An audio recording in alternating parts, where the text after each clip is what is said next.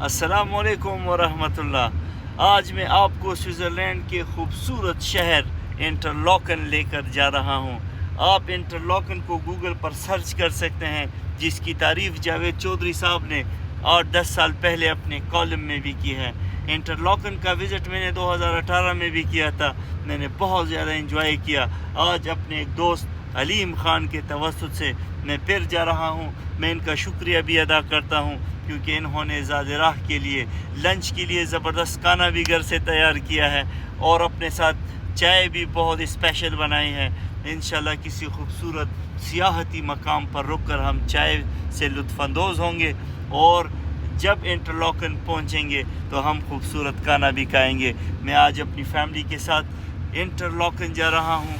बहुत ही खूबसूरत मकाम है, जिसकी तारीफ़ आपने किसी रोमानवी किस्से में सुनी होगी। यहाँ के झील, यहाँ के दरिया, यहाँ के समंदर ये इंतहाई खूबसूरत होते हैं। सारा साल ये पानी से भरे होते हैं, क्योंकि सारा साल जब बर्फ़ यहाँ पे पड़ती है तो वो बर्फ़ पिघल कर इन दरियाओं में आती है, जिसका साफ़ पानी पीने के काबिल भी है, वज़ू के काबिल भी है। आप इसको काफ़ी इंजॉय भी कर सकते हैं। और इसके अलावा आप ये जो दरख्त देख रहे हैं, इसकी ये ख़ासियत है कि हर दरख्त पर अपना नंबर लिखा होता है। स्विट्ज़रलैंड के 26 सूबे हैं, हर सूबे का अपना निज़ाम है, अपनी इंतज़ामिया है, और यहाँ पे दरख्तों के ऊपर नंबर लिखे होते हैं। और यहाँ पे एक कानून भी इन्होंने बनाया है कि अगर एक दरख्त गिर जाए तो 5 दरख्त ये लोग मज़ीद लगाते हैं, ताकि हमेशा ये सारा स्विट्ज़रलैंड ये ग्रीन रहे, खूबसूरत रहे। आपको ऑक्सीजन बहुत ज़्यादा मिलती है, बल्कि सारी दुनिया में ये ऑक्सीजन बनाने में अपनी कंट्रीब्यूशन ये देते हैं।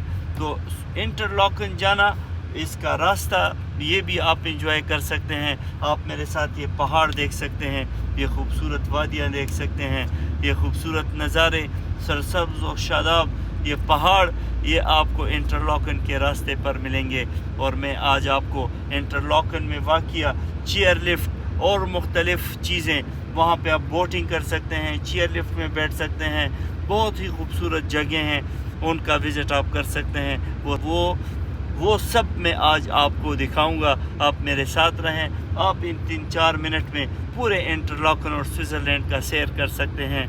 आज आप देखेंगे कि दुनिया में कितनी खूबसूरत जगह अल्लाह रब्बुल इज़्ज़त ने बनाई है, और ये अल्लाह की बनाई हुई चीज़ें कितनी खूबसूरत है। तो इससे ये अंदाज़ा भी इंसान लगा सकता है कि अल्लाह ने ये नकल बनाया है तो असल जन्नत कितनी खूबसूरत होगी। बहुत शुक्रिया, मेरे साथ रहें और आप एंजॉय करें। अस्सलाम वालेकुम वरहमतुल्लाह।